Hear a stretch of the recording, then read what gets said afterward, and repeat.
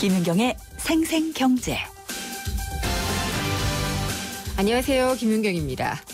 한반도에 위기감이 돌고 있습니다. 북한의 포격 도발 이후에 남북 간 군사적 긴장이 최고조에 달하고 있는데요. 우리 국민 모두가 불안하지만 누구보다 가슴 졸이고 있는 사람들이 바로 개성공단 관계자들일 겁니다. 사태가 장기화되면은 입주 기업들은 피해를 볼 수밖에 없는 구조인데요. 남북 관계에 따라서 운명이 달라지는 개성공단 문제 오늘 짚어보겠습니다.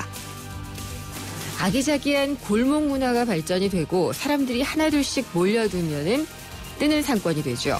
그러면은 땅값과 보증금, 임대료, 권리금 천정부지로 치솟습니다. 이걸 감당 못하는 자영업자들은 자리를 뜨게 되고 개성 넘치던 자리가 대기업 브랜드와 프랜차이즈가 지배하게 되는 현상. 적잖이 봐오셨죠? 열심히 장사하는 세입자들 개인으로는 어쩌볼 도리가 없는 경우가 많은데요. 골목 사장님들이 마음 편하게 장사할 수 있는 방법 없을지 알아보겠습니다. 김윤경의 생생경제 1부 시작합니다.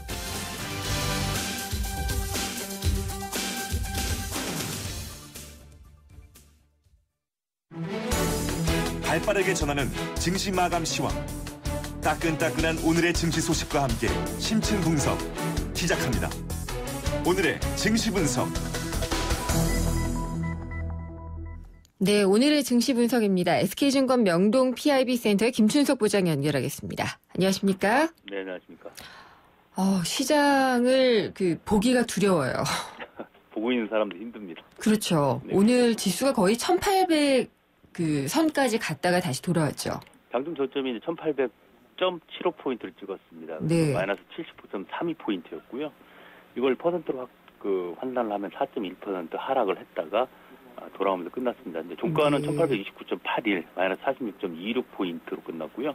2.47% 하락하는 걸로 끝났습니다. 코스닥도 이제 13.72포인트, 2.19%가 빠진 613.33으로 끝났고요. 외국인들 매도세가 셌습니다. 오늘 하루만에도 7,200억 가까이를 거래소에서 팔았고요. 네. 개인하고 기관이 이제 매수를 들어왔지만 받치기는 약간 힘이 부족한 그런 모습을 보이고 있습니다. 다만 이제 조금 긍정적으로 보이는 게 뭐냐면 지금 외국인들이 선물 매수를 들어오고 있다는 건데요. 네. 오늘 같은 경우 18,000 계약 정도의 신매수를 보였습니다. 그래서 어느 정도 지난 주말에 지난주에 팔아놨던 부분 자체를 환매수하는 어떤 그런 모습을 보이지 않았냐는 생각이 드는데, 아시는 것처럼 오늘도 지금 중국이 빠지면서 우리 시장에 영향을 미쳤는데요. 지금도 지금 중국 시장이 7.72% 빠지는 걸로 나타나고 있어서 내일도 그렇게 박지는 않는 그런 모습입니다. 예. 근데 중국이 지금 부양을 위해서인가요? 그래서 연기금 주식 투자 규모도 늘려준다고 하고 네. 여러 가지로 그랬는데 오늘 이렇게 폭락을 하고 있는 이유는 뭘까요? 여러 가지 이유가 있을 수 있는데요. 항상 보면 시장은 좀 관성의 법칙이 좀 작용하는 경우가 있습니다. 관성의 법칙. 네, 그러니까 일단 어느 선에도 멈추려고 하면 우리도 마찬가지지만 예를 들어 신용을 썼다든가 이렇게 되면 미수라든가 이런 부분 반대 행위가 나오게 되잖아요. 네. 근데 우리 같은 경우는 사실은 지난주에 거의 5일 정도 빠졌다고 보면 되지 않겠습니까? 그 부분이 주식시장 끌어내는 한 요인으로 작용한 부분이 있는데 중국 시장에서도 마찬가지 케이스가 될 수 있겠고요. 그다음에 또 하나 이제는 중국 정부에 대한 믿음이 좀 많이 없어졌다. 네. 이렇게 볼 수도 있을 것 같고요. 거기서도 마찬가지로 대부분의 이제 개인 투자가들 같은 경우는 거의 패닉 아니겠습니까? 그런 부분 그렇죠. 자체가 중국 시장에서 매물을 불러일으키는 네. 그런 역할을 하고 있다 이렇게 봐야 될 것 같습니다. 지금 중국, 대만 증시 많이 빠졌고 일본 증시도 많이 빠지면서 지금 마감이 됐죠. 네, 그렇습니다. 지금 거기뿐만 아니고 홍콩도 마찬가지고요. 예. 일본도 4.56% 빠지면서 끝났고요. 상대적으로 보게 되면 우리가 좀 양호하게 끝났다라고 말씀드릴 수 있습니다. 오히려 우리가 양호한 건가요? 홍콩 같은 경우도 지금 홍콩 H 주식 같은 경우는 홍콩 항상 같은 경우는 마이너스 4.25%니까 거기도 마찬가지로 상당히 좀 큰 폭의 하락세를 보이고 있습니다. 그러면 중국 증시가 반등할 때까지 우리 증시도 좀 기다려야 되는 건가요? 이제 섣불리 말씀드리긴 좀 어려운 부분인데, 예. 우리 이제 중국의 어떤 우려감에다가 이제 남북 대치 상황 자체가 이제 시장 끌어오는데 큰 역할을 네. 했지 않습니까? 근데 어찌됐든 잘 끝났으면 좋겠고, 잘 끝날 것 같은 분위기거든요. 남북 분위기 자체가. 그래서 일단 이것만 좀 해결이 되면, 네. 추가적인 하락보다는 어느 정도 반등의 기미를 좀 보이지 않을까, 그렇게 생각을 하고 있습니다. 그러니까 심리적 요인 자체 중에서 악재 하나가 해소가 되는 부분이 있고, 그다음에 중국 문제는 사실 우리가 어떻게 할 수 없는 부분이잖아요. 그렇죠. 그렇지만 그쪽에서도 지금 계속해서 진정을 시키기 노력을 하고 있는 부분이 있다 보니까 일단 우리 내부적인 문제만 일단 먼저 해결된다면 시장은 조금 더 반전을 이룰 수 있지 않을까 생각하고 있습니다. 내부적인 문제라면 남북 간의 갈등을 말씀을 하시는 거죠? 그렇습니다. 남북 간의 긴장 해소 국면 이런 거 볼 수 있을 것 같습니다. 아, 그렇군요. 오늘 유럽하고 뉴욕 시장이 어떻게 열릴지도 참 궁금하네요. 거기도 마찬가지죠. 뭐 아시는 것처럼 중국이라는 나라 자체가 이제 뭐 세계 원자재를 블랙홀처럼 빨아들여서 네. 빨아들이는 어떤 그 생산기지 역할도 하고 소비의 역할도 하고 있지 않습니까? 근데 중국이 안 좋다고 친다면 사실은 뭐 글로벌 내역이 좋을 나라가 별로 없죠. 미국도 마찬가지고. 네. 그래서 이제는 조금 정리해 볼 필요가 있을 것 같습니다. 그러니까 뭐 우리가 손댈 수 없는 대외적인 건 그렇다고 치더라도 내부적으로 정리를 좀 해보면 네. 어차피 중국이 저렇게 안 좋다 보면 뭐 미국도 섣불리 금리 인상하기는 어려울 것이고요. 또 그런 부분들이 여러 가지 것들을 정리가 되다 보면은 이제 너무 지금은 우리 시장은 좀 과매도 국면에 들어간 것이 아닌가 네. 그런 뭐 말씀드리고 싶거든요. 그래서 여기 투매에 동참하시는 것보다는 조금 기다리는 전략 답답하겠지만 그 전략을 쓰시는 타이밍이 되지 않았나 생각이 듭니다. 혹시 오늘 이런 장세 속에서도 좀 뭐 강세라든지 이런 움직임을 보인 종목도 있었나요? 있죠. 보면 전쟁이 날 것 같으면 항상 방산주가 먼저 움직이지 않습니까? 방산주, 예. 그런데 이제는 이게 그런 어떤 긴장이 해소될 걸로 보이다 보니까 예. 대북 경협주가 움직였습니다. 그 중에서도 그렇군요. 현대그룹주라고 표현을 해야 되나요? 현대 엘리베이터라든가 네. 현대상성 같은 케이스는 상한가에 들어가는 모습을 보였었고요. 그다음에 남북 경협주들도 움직이는 모습을 보이고 있어가지고 네. 대수적인 모습을 보이고 있습니다. 알겠습니다. 과매도 국면이고 조금 정리해 볼 필요가 있다라는 말씀 들었고요. 오늘 말씀 잘 들었습니다. 감사합니다. 네, 감사합니다. SK증권 명동 PIB센터의 김춘석 부장이었습니다. 오늘 하루 당신이 꼭 알아야 할 경제 뉴스는 중요한 경제 뉴스를 콕콕 집어드립니다. 네, 오늘의 주요 경제 뉴스 정리해 보겠습니다. 뉴스원의 최명용 기자입니다. 안녕하십니까? 네, 안녕하십니까? 시장이 이런 국면을 보일 때 겁이 좀 나죠? 그렇죠. 네, 지금 증시는 거의 급락, 폭락 수준이라고 얘기를 하는데 달러원 환율이 1,200원 선을 돌파를 했다고요? 그렇습니다. 이게 거의 4년 만의 일인데요. 네. 2011년 10월 이후 처음으로 1,200원을 찍었습니다. 오늘 장 개시하자마자 1,200원을 살짝 찍고 네. 내려와서 1,198원, 99원에서 계속 거래가 됐는데 3시 정각 거를 다시 한번 봤더니 1,199원 되게 0으로 딱 해서 거의 1,200원이네요. 네, 거의 1,200원입니다. 달러가 강세고 원화가 약세. 네, 그렇습니다. 네.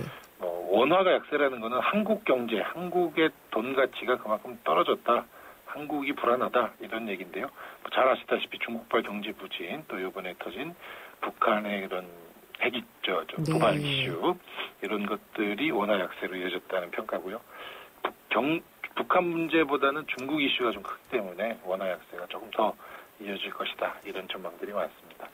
근데 이렇게 되면은 외국인 자금들이 또 많이 빠져나가게 되잖아요. 그렇죠. 예. 그러니까 2011년 이후 지금까지 평균 원달러 환율이 1,096원이었다고 하거든요. 이거에 비해서 100원 거의 10%까지가 절하가 됐고 앞으로 더 떨어진다는 전망이 많으면 외국인들은 원화를 팔고 달러를 정리하는 게 유리하니까 외국인들의 자금 이탈 우려도 좀 있습니다. 2008년 정도였나요? 강만수 최준경 라인이 그 원화 약세 유도하다가 너무 패닉에 빠지니까 나중에 포기했던 그런 얘기도 좀 떠오르기는 하는데. 그렇죠. 1,200원이 굉장히 상징적인 선인 것 같기도 하고요. 네, 그렇습니다.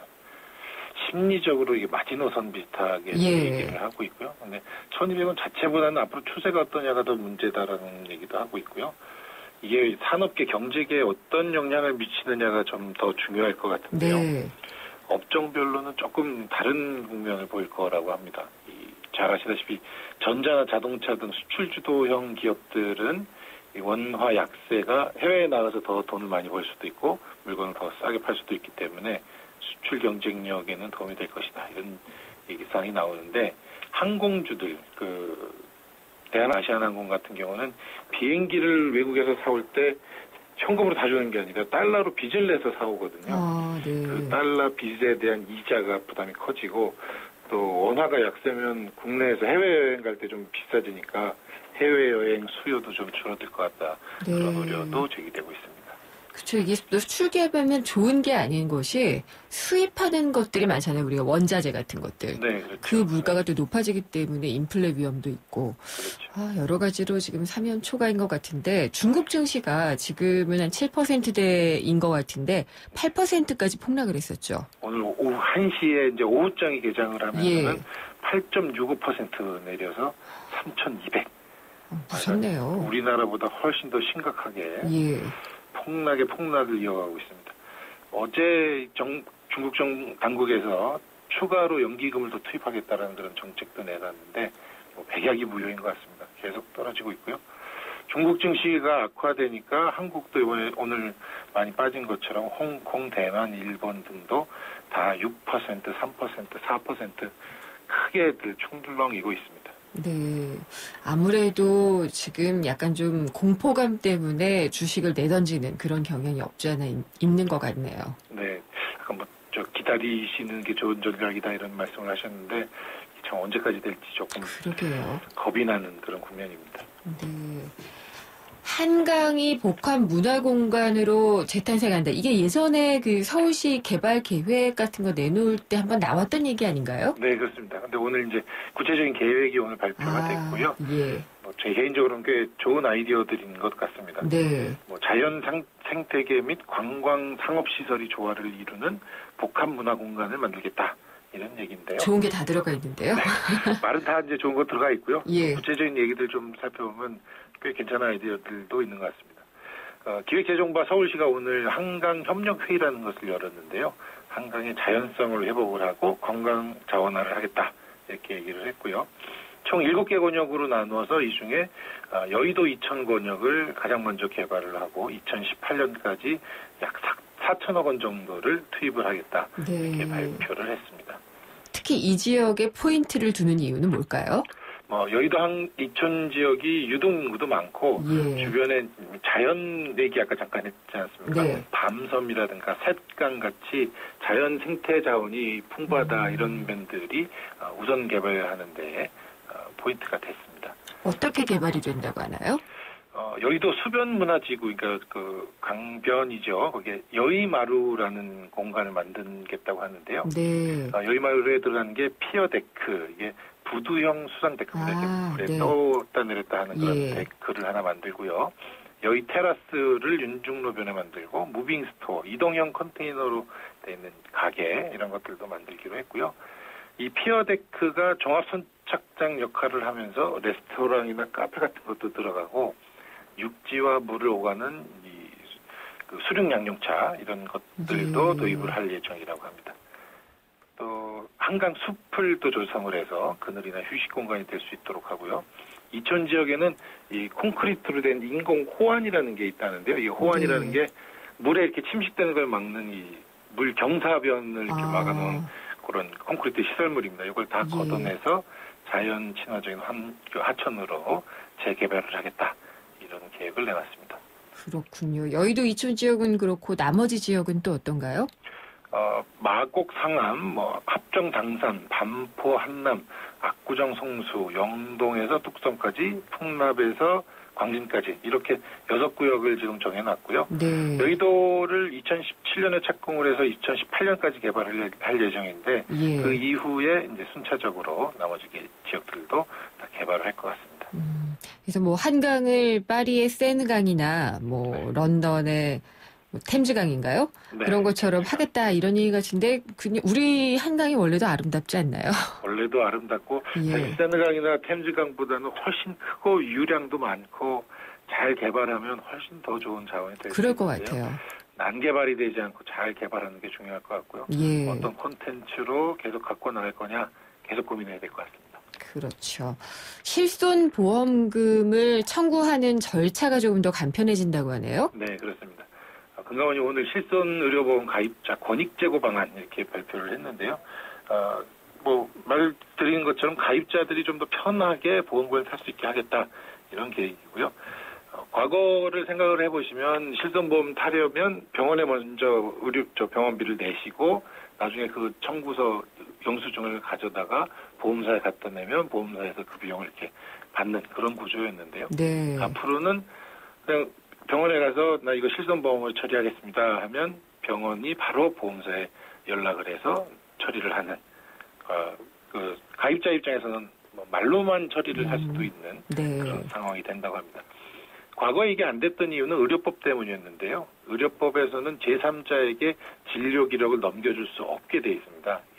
의료 정보라는 게 비밀이 보장이 돼야 되기 때문에 이거는 보험사하고의 거래니까 뭐 외부로 유출될 위험이 없다라는 판단에 관련 법 규정을 좀 개정을 하기로 했고 요 개정이 되는 대로 시스템이 마련될 것 같습니다. 네. 그리고 카드 슈랑스 보험료와 관련한 얘기가 있는데 네. 카드 슈랑스라고 하면은 이게 보통 보험사에서 파는 그러니까 은행에서 파는 보험을 방카 슈랑스라고 했듯이 네. 그런 비슷한 건가요? 그렇습니다. 방카 슈랑스가 어슈어런스 이 보험이라는 어슈어런스하고 뱅크가 합쳐진 게 방카 네. 슈랑스인 거고요. 카드는 카드사하고 어슈어런스가 합쳐진 거겠죠. 카드사의 모집인들 또 이 텔레마케터들이 전화로 보험을 네. 가입을 권유하는 그런 걸 카드 슈랑스라고 하는데 청취자 여러분들이 한번 들으시면 이런 얘기 많이 들으셨을 겁니다. 우수 고객을 위한 특별보험이다. 네. 뭐 선의자를 준다. 특별히 고객님에게만 이 보험을 준다. 뭐 이런 식으로 카드사에서 텔레마케터들이 전화를 했을 텐데 이게 다 불법이었습니다. 중도 해지 때 원금 보장이 안 된다라든가 뭐 이런 약관에 대한 내용 설명 없이 이런 것만 설명해서 보험 가입하는 거는 다 불안전 판매거든요. 그렇죠. 이 문제에 대해서 금감원이 지적을 제재를 취했었고요. 후속으로 그 해당 보험들 가입 잘못된 보험 가입에 대해서 보험사가 연락을 취해서 이렇게 불안전 판매로 보험이 됐으니 해당 보험을 해지하실 수도 있습니다. 혹은 유지하시겠습니까? 네. 이렇게 조치를 한다고 합니다. 이때 해지하겠다고 예. 선택을 하시면 보험료를 돌려받을 수 있고요. 유지한다고 선택하시면 계속 유지할 수 있는 겁니다. 점점 못 믿는 것들이 많아지는 것 같아요. 마케팅 기법이라고도 할 수 있겠는데 이게 예. 좀 고도화하면서 약간 불법과 합법 사이를 넘나드는데요. 정직하게 하는 게 가장 중요할 것 같습니다. 네. 지하철 좀 타고 다니시나요? 저는 아침 출퇴근 다 지하철로 합니다. 아, 그러면은 약간 출출할 때 그 달달한 냄새가 좀 나오는 경우가 있었잖아요. 그렇죠. 네. 델리만주라는 걸 많이 팔았는데 그 업체가 없어질 것 같다고 하네요? 그렇습니다. 이 좀 달콤한 냄새로 정말 유혹을 많이 했던 예. 그런 서민들의 먹거리인데요. 이걸 운영하는 업체가 델리스라는 회사인데요. 이 델리스가 최근에 법정 관리를 신청했다고 합니다. 그 델리스가 1998년에 등장을 해서 지하철에 쭉 이 매장을 깔고 거의 600개 정도까지 매장을 늘렸다고 합니다. 네. 이 델리 만주 이렇게 달콤한 거 조그만 물고기 모양의 네. 그 빵을 주로 팔았고 그 빵을 만드는 기계라든가 뭐 이런 것들을 주로 팔았고요. 인도네시아, 미국 뭐 이런 데까지도 진출을 했었다고 하는데 최근에 좀 자금난에 빠져서 네. 사업을 축소하던 와중에 법정 관리까지 지금 신청을 했다고 합니다. 예, 오래 운영했는데 좀 안타깝긴 하네요. 오늘 말씀 잘 들었습니다. 감사합니다. 네, 고맙습니다. 뉴스원의 최명용 기자였습니다.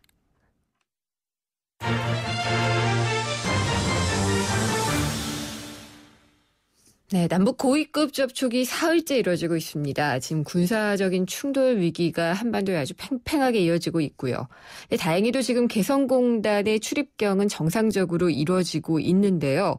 네, 지난번에 잠정 폐쇄됐던 적도 생각이 나실 겁니다. 그런 경우가 있었기 때문에 긴장이 될 수밖에 없는데요.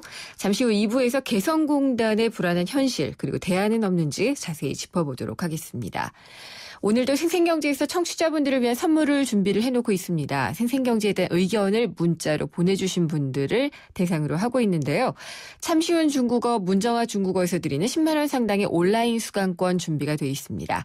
의견은요. 짧은 문자 50원, 긴 문자는 100원이 부과되는 휴대전화 우물정의 0945번, 우물정의 0945번으로 보내주시면 됩니다.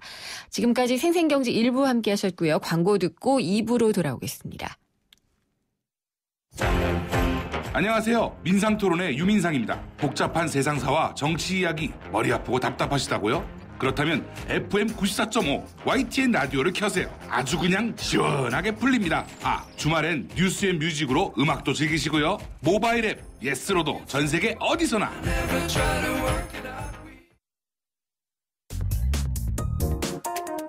우리 경제의 민낯을 한꺼풀 벗겨보는 경제 뉴스. 경제를 위한 새로운 시각. 김윤경의 생생경제.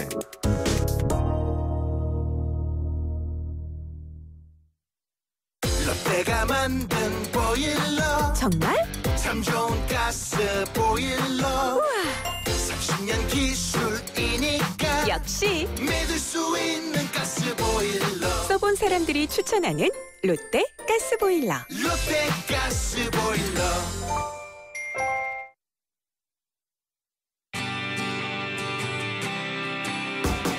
살맛 나는 경제, 내 삶인 경제. 바로 김윤경의 생생경제입니다. 네, 오늘의 생생 인터뷰 첫 번째 인터뷰입니다. 남북 간의 갈등 속에 긴장감이 높아지고 있는 개성공단 문제 짚어보겠습니다. 김윤경의 생생경제 2부 시작합니다. 지금 남북 갈등이 사흘째 이어지고 있습니다. 그래서 누구보다 불안한 마음으로 이 회담을 지켜보고 있는 사람들이 바로 개성공단 관계자들일 거라고 생각이 드는데요. 개성공단에 들고 나는 것, 출입경은 정상적으로 이루어지고 있지만은 과거처럼 다시 또 폐쇄가 되지 않을까. 그래서 입주 기업들이 피해를 볼 수 있지 않을까 걱정이 되는 상황입니다. 이 남북 관계에 따라서 운명이 좌우되고 있는 개성공단의 현실에 대해서 IBK 경제연구소의 조봉현 수석 연구위원과 함께 자세하게 알아보도록 하겠습니다. 조 박사님 안녕하십니까? 네, 안녕하십니까? 예, 북한이 포격 도발을 해가지고 지금 군사적 긴장이 계속 이어지고 있는데요. 남북의 이 긴장을 하는 가운데에서 개성공단에 입주하고 있는 업체들의 마음이 정말 더 불안할 것 같아요. 지금은 상황이 어떤가요? 네, 북한이 그 목함 지대와 그다음 포격 도발 사건으로 인해 가지고 지금 군사적 긴장이 좀 높아지고 있으니까 실제 북한 지역 내에서 경제 활동을 하고 있는 개성공단 입주 기업들은 매우 지금 불안해하고 있는 것 같습니다. 네. 지금 그 고위급 회담 자체가 좀 잘 타결돼 가지고 남북 관계가 다시 좀 잘 풀렸으면 좋겠다 이런 이야기를 많이 하고 있는 것 같고요. 근데 자칫 또 회담 자체가 잘못 풀려가지고 또 긴장이 다시 높아지면 이게 이 자칫 또 개성공단 쪽에 영향을 주지 않을까 이렇게 좀 보고 있으면서 네. 개성공단 기업들은 좀 지금의 상황에 대해서 좀 예의주시하고 있는 것 같습니다. 다행스러운 거는 개성공단 지금 출입 자체는 좀 정상적으로 좀 되고 있고요. 그 다음에 현재 이 개성공단 내에서 생산 활동은 아직까지는 뭐 큰 문제는 없는 걸로 나오고 있습니다. 그래요. 근데 그 예전에는 폐쇄하기 전에 이제 일부 그러니까 완전히 귀환을 시키는 걸 북한이 막 결정을 하고 그러더라고요. 네. 근데 지금 같은 경우에는 그냥 일단 지켜보는 것밖에는 방법이 없나요?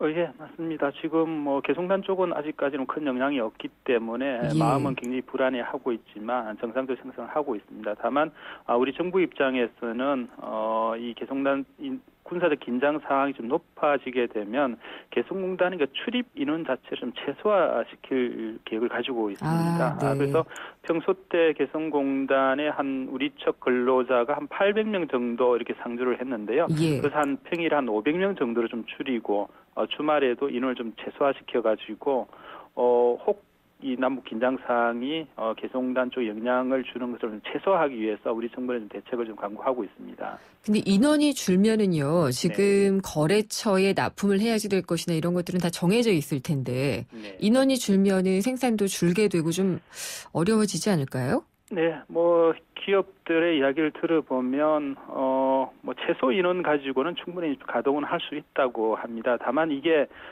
장기간 이어졌을 경우에는 네. 그 재료 인원들 자체의 여러 가지 피로감이라든지 이런 것 때문에 아마 생산에 좀 영향을 주고 있을 것 같고요.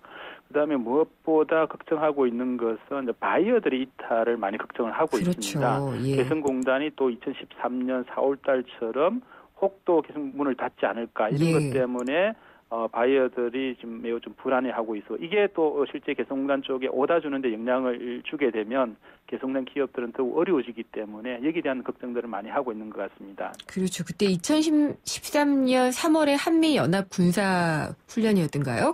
그 문제 삼아서 잠정 폐쇄가 됐다가 한 5개월 정도 걸려서 나중에 다시 문을 열게 됐잖아요. 그때 네, 바이어들 많이 좀 빠져나갔었다고 하나요? 어떤가요? 예, 맞습니다. 2013년 4월 초죠. 예. 북한에서 개성공단의 출입을 차단하고 그다음에 북한 근로자들을 철수하면서 개성공단이 한 6개월 가까이 거의 중단이 됐습니다. 다행히 이제 9월 달에 남북한이 발전적 정상화로 합의해가지고 재가동이 들어갔는데요. 이때 개성공단의 그 바이어들이 많이 이탈을 했습니다. 그래서 네. 들어가 있던 기업들은 피해가 굉장히 컸고요. 근데 이탈한 바이어들이 지금 상당 부분은 다시 복귀를 했지만 네. 아직까지도 업종에 따라서는 이탈한 바이어들이 돌아오지 않아가지고 힘들어하는 기업도 있거든요. 그래서 그만큼 거래처들의 입장에서는 개성공단의 어떤 그 신뢰도 이걸 매우 중시하고 있는 것 같습니다. 네. 근데 신뢰도가 이렇게 그 남북 간의 문제라는 것이 사실 갑자기 제기되는 경우가 많이 있잖아요. 네. 그런 거를 생각한다면은 신뢰하기는 사실 쉽지 않을 것 같다는 생각도 들어요. 예, 맞습니다. 개성공단은 뭐 가장 좋은 거는 좀 정경 분리 원칙이 적용되는 게 네. 가장 좋은 모델이거든요. 그렇죠. 그러니까 남북 관계에서 좀 정치 군사적으로는 다소 좀 갈등이 있더라도 네. 이 개성공단을 중심으로 한 경제 협력은 계속적으로 안정적으로 좀 가야 되는데 북한이 과거의 어떤 그런 전례들을 보면 일방적으로 출입을 차단한다든지 네. 근로자를 철수하는 이런 사항들이 발생을 하니까 개성공단이 계속 불확실성이 커진다는 거거든요. 그렇죠. 여기에 따른 어떤 기업들의 어려움이 굉장히 좀 커 나가고 있지 않나 생각이 듭니다. 근데 북한은 사실은 이 개성공단에서 벌어들이고 있는 돈의 한 70% 가까이는 북한으로 가지 않나요? 그렇지는 않습니다. 개성공단 그런가요? 들어간 기업들의 그 생산 활동을 해가지고 현재 북한 근로자들 한 5만 4천 명 정도 일을 하고 있거든요. 네. 여기에 이제 급여 형태로 들어가는데 1년에 한 1억 달러 정도, 한 1,100억 정도 되겠죠. 이 정도 이제 예. 급여 형태 들어가고요. 나머지는 기업들이 그걸 다시 부가가치를 창출을 해가지고 수출도 하고 그다음에 국내에도 판매해가지고 정상적으로만 운영된다고 하면 기업들 아마 오히려 흑자를 내면서 안정적으로 좀 갈 수 있을 것 같은데 간혹 가다가도 또 북한이 또 이런 어떤 상황들이 발생했을 경우에 예. 기업들 그동안 또 벌어놓았던 걸 또 많이 또 손실을 입는 이런 상황들이 계속 반복이 되고 있습니다. 이게 만약에 그 잠정 폐쇄됐다든지 지난번에도 이제 장기적으로 폐쇄가 됐었잖아요. 네. 그래서 입은 손실에 대해서는 혹시 뭐 정부가 보전을 해주거나 이런 제도가 있나요? 예, 2013년도 4월 달에 한번 그 사례를 보면요. 개성에 들어간 기업들이 그 남북 협력기금의 그 보험제도에 가입이 대부분 돼 있습니다. 그래서 네. 정치적 사항 때문에 손실을 입었을 경우에 이 보험을 가지고 일정 부분 많이 좀 보전을 해줄 수가 있는데요. 근데 이제 기업들의 또 입장에서는 단순하게 보전이 중요한 게 아니고 계속적으로 기업 활동을 하도록 만들어주는 그렇죠. 게 더 중요하다고 보고 있거든요. 예. 사실 보전이라는 거는 사실 어느 정도 손해만 그냥 돈으로 해소하는 건데 그거는 기업들 입장에서는 큰 어떤 이 도움이 안 된다. 그래서 네. 오히려 개성공단이 문을 닫지 않고 안정적으로 갈 수 있도록만 만들어 달라는 게 대체적인 이야기인 것 같습니다. 근데 이걸 어떤 제도화를 하던가 하더라도요. 그러니까 네. 정치와 경제를 분리한다. 뭐라는 것에 남북이 도장을 찍고 그렇더라도 누군가가 뭐 북한 쪽에서 갑자기 또 뭐 폐쇄하겠다. 뭐 안 된다. 뭐 이렇게 얘기를 하면 안 되고 이런 점들은 지속적으로 문을 열고 가동할 수 없게 만드는 요인이 아닌가 싶어요. 예, 맞습니다. 그래서 개성공단을 지금 여러 가지 문제들이 많이 있거든요. 삼종 문제도 있고 또 북한이 네. 일방적으로 하는 문제를 못하도록 예. 제도적으로 좀 더 강구할 필요가 있을 것 같고요. 무엇보다 또 지금 개성공단 국제화도 좀 빨리 실행하는 것이 예. 이런 것도 좀 북한의 리스크를 좀 줄일 수 있는 방안이 되지 않을까 생각이 들거든요. 그래서 개성공단에 우리 기업뿐만 아니라 이 외국 기업도 같이 들어가지고 경제 활동을 하게 되면 네. 북한 입장에서는 아무래도 일방적으로 하는 것은 다소 좀 완화시킬 수 있는 측면에서는 도움이 되지 않을까 생각이 됩니다. 근데 외국 자본이 들어오려고 할까요?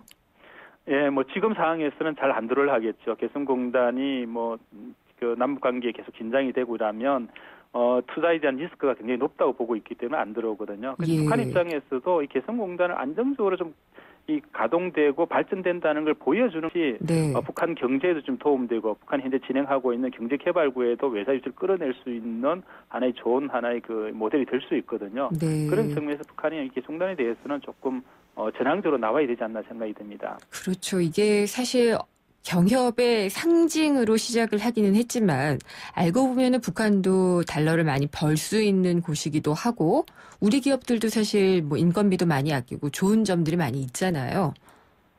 네, 맞습니다. 개성공단은 사실은 남북한이 같이 상생할 수 있는 좋은 모델입니다.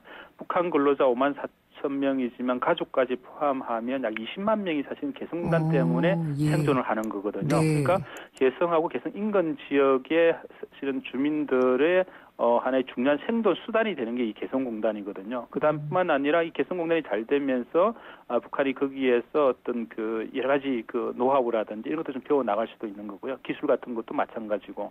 네. 그다음에 개성공단이 운영된다는 것은 결국은 북한 입장에서도 대외적으로 어떤 그 신뢰도를 높일 수 있는 하나의 또 좋은 모델이기 때문에 이 개성공단은 어떤 형태로 좀 발전하는 게 굉장히 좋다 이렇게 볼 수 있을 것 같고 역시 우리도 마찬가지죠. 우리 기업 중소기업들이 들어가가지고 개성공단에 정상적으로만 가동이 된다고 하면 이윤을 창출하고 다시 재투자하고 기업이 발전해 나갈 수 있는 좋은 모델이거든요. 네. 그다음에 이런 어떤 뭐 남북한 주민들이 한 곳에서도 같이 생활하면서 결국은 우리가 통일에 대한 준비, 남북한이 이질감을 좁혀 나갈 수 있는 이런 하나의 작은 통일의 공간으로서도 개성공단을 가지는 의미도 좀 크다고 하겠습니다. 네. 조 박사님 계속 북한 이야기들 많이 이제 따라오셨잖아요. 네. 우리나라 저성장이나 이런 것들을 극복할 수 있는 방법으로의 그 남북 경제 교류 이런 얘기도 많이 있거든요. 그것도 하나의 답이 될 수 있을까요? 예, 지금 우리 경제가 지금 장기 저성장 구조에 들어가 있지 않나 이런 여러 가지 우려들도 많이 있고요. 네. 지금까지는 우리가 60년대, 70년대 짧은 기간 동안 경제 성장을 많이 이루었는데 이제는 좀 새로운 성장 동력이 필요하다는 거거든요. 이런 새로운 성장 동력이 없으면 앞으로 우리 경제가 더 발전하기는 굉장히 어렵지 않나 생각이 들고 지금의 어려운 경제 문제, 일자리 문제라든지 이런 것도 해결할 수 있는 방법을 찾아내야 되는데 저는 봤을 때 북한만 어느 정도 좀 변화만 해준다고 하면 이 남북 경제 교류를 통해 가지고 남북한 모두 좀 윈윈할 수 있는 그런 하나의 좋은 돌파구가 되지 않을까 생각이 들거든요. 그래서 북한이 가지고 있는 양질의 노동력, 자원 이런 거와 우리의 어떤 기술과 자본 이런 것들만 잘 융합이 된다고 하면 남북한이 다시 도약할 수 있는 저는 하나의 좋은 그 모델이 되지 않을까 생각이 듭니다. 그런 측면에 봤더라도 이 경제 협력을 중심으로 새로운 경제를 좀 우리 만들어내고 그 다음에 통일 경제를 위한 노력들을 계속 해나가야 되지 않나 생각이 듭니다. 예, 북한도 좀 듣고 있었으면 좋겠는데요. 네. 예, 오늘 말씀 잘 들었습니다. 감사합니다. 네, 감사합니다.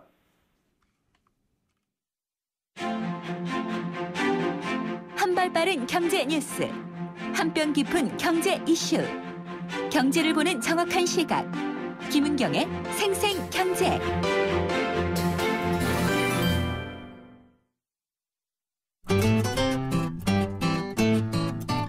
생생경제를 다양하게 만나는 방법. YTN 라디오 앱 예스와 웹사이트 김윤경의 생생경제 또는 트위터 YTN_이코노미로 실시간 듣기와 다시 듣기를 하실 수 있고 방송 내용에 대한 문의와 의견을 주실 수 있습니다.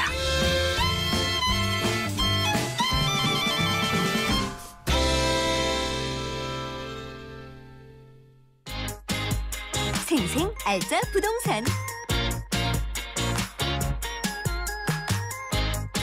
알짜 부동산 시간입니다. 세종코리아의 김학권 대표 전화 연결돼 있습니다. 안녕하십니까? 안녕하세요. 반갑습니다. 예, 대표님 우리 부동산 시장은 왜 이렇게 항상 문제가 많을까요?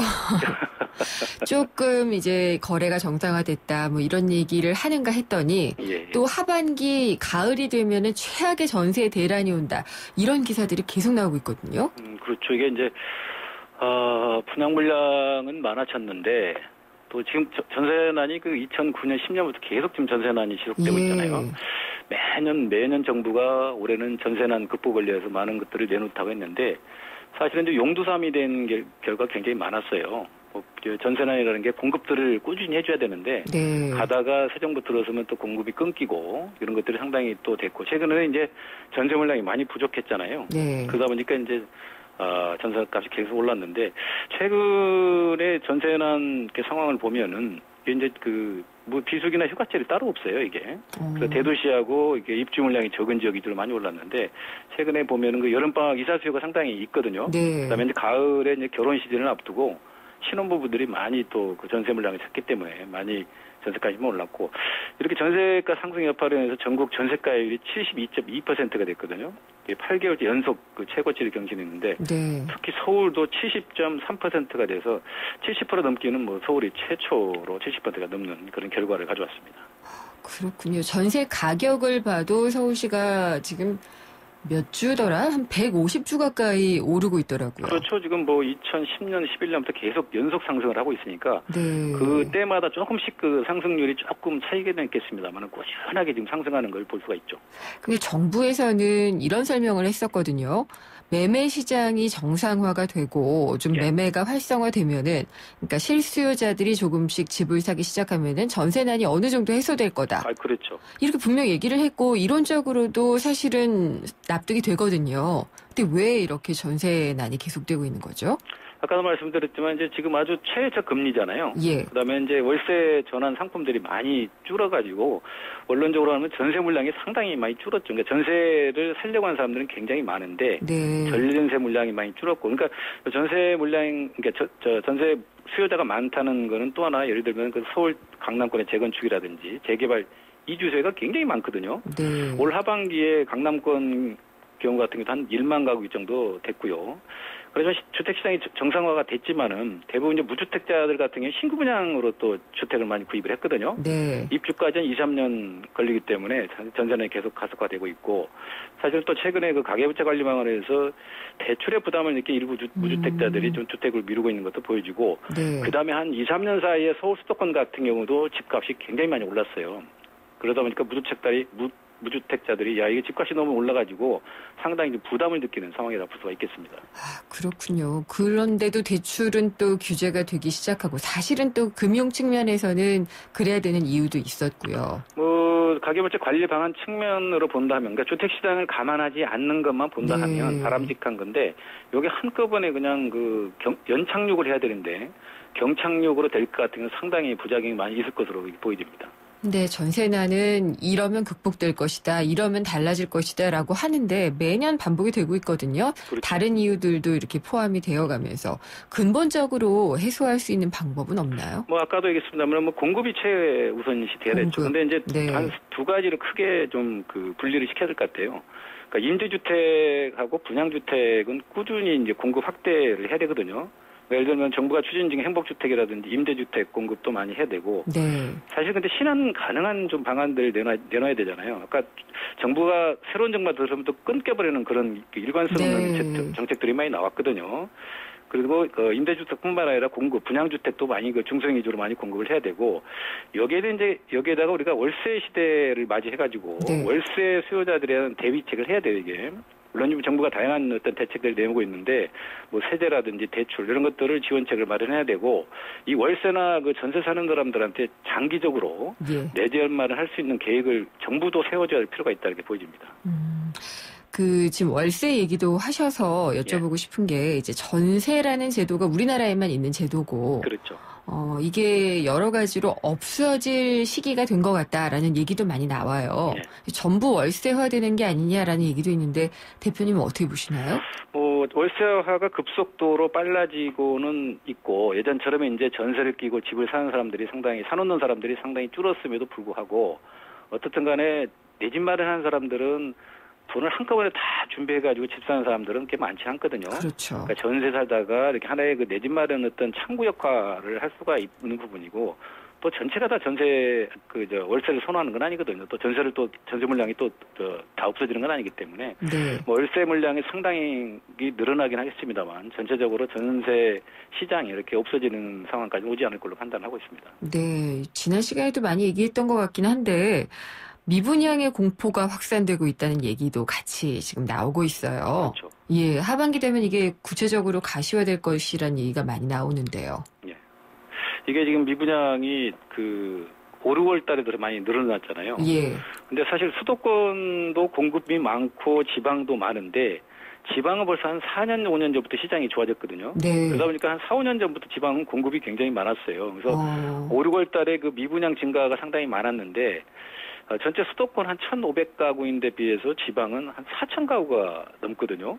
예. 굉장히 지방이 좀 많이 늘어났어요. 예. 그다음에 기존 주택 거래량을 봐도 서울은 0.49%, 경기는 0.39%가 늘었는데 대구, 울산, 광주, 대전, 그래서 지방 광역시 같은 0.2%밖에 안 늘었거든요. 그래서 최근에 이제 나오는 얘기가 물론 서울 수도권도 과잉 공급에 문제가 있지만 지방이 과잉 공급하고 굉장히 가파르게 지방이 상승을 많이 했거든요. 네. 예를 들면은 그 주택 가격이 평균적으로 그 지방 15% 상승했는데 수도권은 5% 정도밖에 상승밖에 안 했거든요.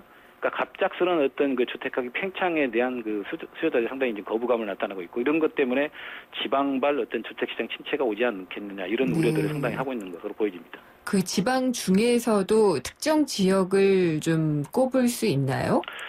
이제 중소 도시들은 이렇게 공급들이 많지 않은데 아까 말씀드렸던 그 뭐 부산이라든지 대구, 울산, 광주, 대전 이런 지방 광역시 같은 경우들이 굉장히 공급들이 많았거든요. 네. 특히나 대구, 울산 이 경상권, 그러니까 부산 쪽은 굉장히 시장이 좋았기 때문에 한 3, 4년 전부터 공급이 굉장히 많았습니다. 그래서 올해하고 내년, 내후년 분양 입주 물량이 이쪽 지역이 아주 집중돼 있거든요. 이쪽이 상당히 좀 그 부담스러운 지역으로 평가를 하고 있습니다.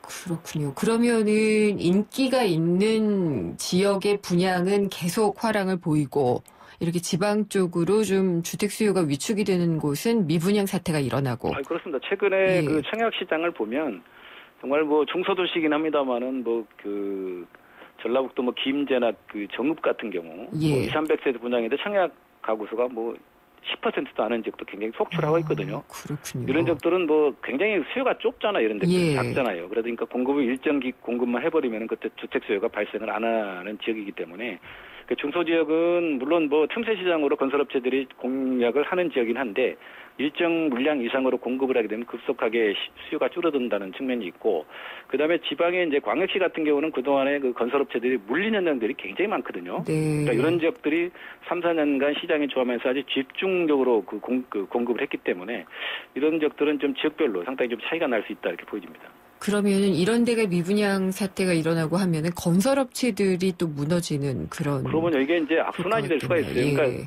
그동안은 건설업체들이 무너졌던 현장들을 다시 분양을 할 수 있는 여건이 됐습니다만 지금 이제 무분별하게 수주를 하는 것은 상당히 좀 부담스럽다. 그래서 건설업체들도 이런 걸 되풀이하지 않기 위해서 이제는 굉장히 수주 전략이라든지 수주심 이런 것들이 굉장히 좀 까다롭게 하고 있고 그다음에 금융권에서도 굉장히 이제 분양이 좀 그 장기적으로 미분양이 될 지역들은 상당히 조심스럽게 보고 까다롭게 심사를 하고 있기 때문에 예전처럼 뭐 건설업체들이 무분별하게 수주하고 이런 그 상황은 오지 않을 걸로 판단이 되고 있습니다.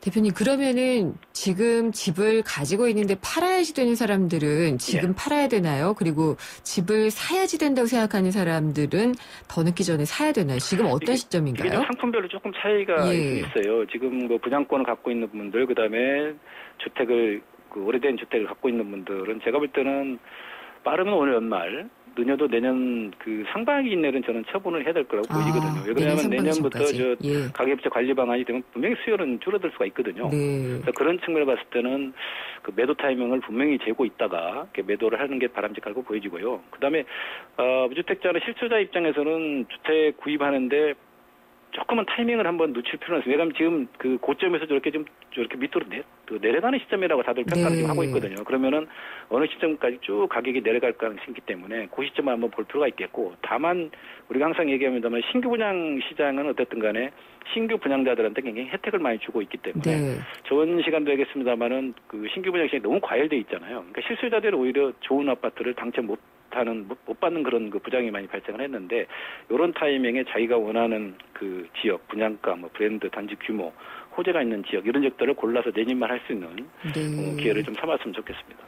매도를 내년 상반기까지 꼭 해야지 된다라고 말씀하신 것은 규모로 보면은 중대형이 더 우선인가요? 아니면 그렇죠. 중대형이 우선이긴 합니다만 지금 뭐 중형 아파트가 이제 전용 면적 그 25.7평까지도 이제 중형으로 보지 않습니까? 이것도 상당히 큰 그 면적이 돼버린 거고, 서울의 가격으로 따져도 거의 한 5억대, 6억대가 되는 상품이거든요. 이게 시장이 침체가 되면 이 상품도 상당히 입지가 좋지 않거나 외곽이 빠진 지역들은 이게 팔기가 상당히 좋지는 않아요. 그래서 지금은 꼭 뭐 중대형만 그런 건 아니고 중소형도 입지라든지 뭐 이렇게 상품이 그렇게 좋지 않은 상품들은 그 타이밍을 보고 좀 매각을 준비할 필요가 있다 이렇게 보여집니다. 네, 화랑 얘기를 참 하면 좋을 텐데 이런 생각이 드네요. 그러면 아직은 그렇게 우려를 지금 하는 수준이지 뭐 본격적으로 뭐 하락세가 왔고 이런 건 아닌데 여러 가지 징후로 봤을 때 상당히 좀 그 악재들이 여러 가지 도사리고 있기 때문에 우리가 좀 준비를 할 필요가 있다 이렇게 보입니다.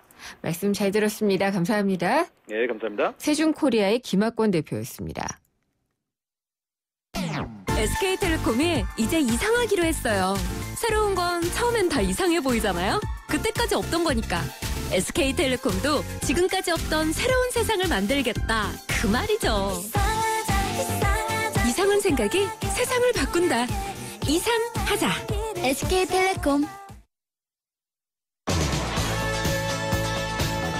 김윤경의 생생경제 2부 포스코와 함께했습니다. 쉼없이 전월세가가 뛰면서 세입자들은 점점 외곽으로 좀 내몰리고 있는 상황이죠. 근데 이런 상황은 장사하시는 분들도 마찬가지입니다. 도심, 특히 이제 조금 떴다 하는 동네에서는요, 지역이 유명해지면 아주 터무니없는 높은 임대료를 요구를 하거나 명확한 근거도 없이 내쫓는 그런 건물주의 횡포가 늘고 있다고 하는데요. 권리금 못 받는 경우도 허다하다고 합니다. 잠시 후 3부에서는 이렇게 제대로 항의도 못하고 쫓겨나는 상가 세입자들의 얘기 들어보도록 하겠습니다. 내시 뉴스 듣고 생생경제 3부에서 뵙겠습니다.